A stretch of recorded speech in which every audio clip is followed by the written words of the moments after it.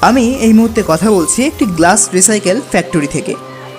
স্বাভাবিকভাবেই এখানেও দেখা যাচ্ছে প্রচুর শিশু শ্রমিক।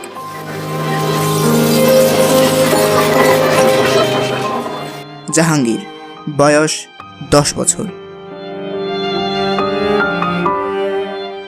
বাইরে 40 ডিগ্রি সেন্টিগ্রেড এর বেশি তাপমাত্রা, আর এই নাভিশ্বাস উত্তপ্ত পরিবেশেও তাদের কাজ করতে হচ্ছে এবং তারা বাধ্য হয়েই কাজ করছে।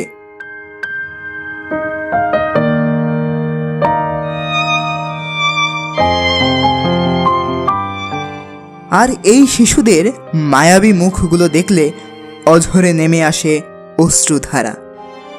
চলুন জেনে আসি জাহাঙ্গীর কোথায় ঘুমায়।